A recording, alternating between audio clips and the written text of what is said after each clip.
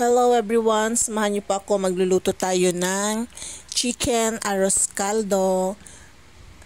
Simplihan lang po natin ang ating chicken arroz caldo dahil nagmamadali na po si grandma. Tanghali na po kasi para sa aming almusal. So, umpisahan na po natin ang pagluluto.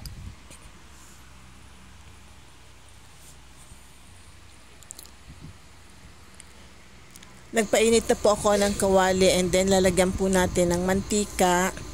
And then magigisa po tayo ng luya, sibuyas at bawang. Unahin po natin ang luya.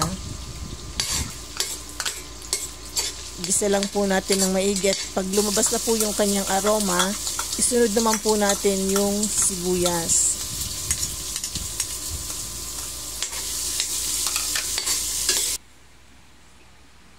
Ngayon naman po isunod naman natin ang bawang. Gisa lang po natin ng maigi.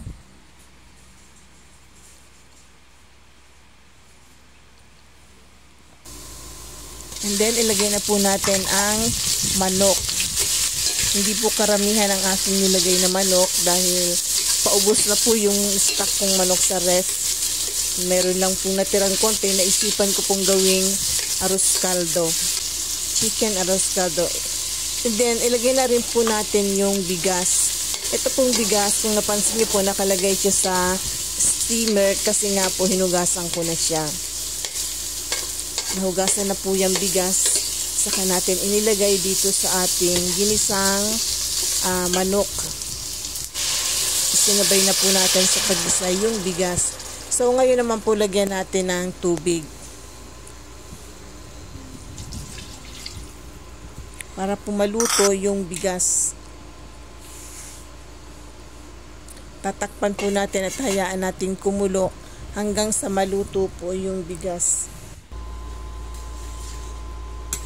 So this time kumulo na po and malambot na rin po itong bigas. Lutong-luto na po siya. Hindi ko na po nalagyan ng tawag nito? Kasugba. Wala na po akong kasugba. Naubos na po yung aking kasugba.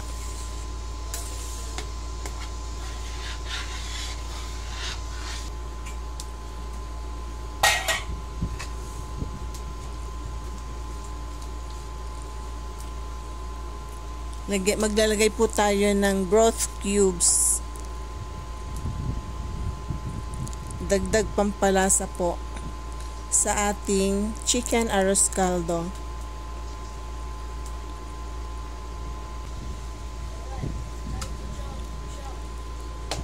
Maglalagay na rin po tayo ng salt and pepper to taste.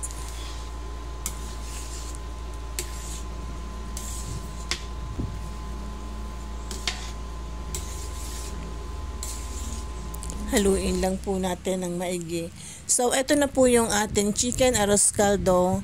Nilagyan ko lang po sa toppings ng pork cracklings at saka toasted garlic. Hindi na rin po ako nakabili ng onion spring. Mabilisan lang pong luto ng chicken arroz caldo. So, and maglalagay rin po tayo ng kalamansi, syempre, pampalasa. So, ang sarap po talaga nito. Ang bango pa. So, kung nagustuhan nyo po ang aking chicken arroz caldo, huwag po kalimutang mag-like, share, comment, and follow. See you again on my next video. Thank you for watching. Ito na po ang ating chicken arroz caldo with toppings na pork cracklings and toasted garlic. Bye! God bless everyone!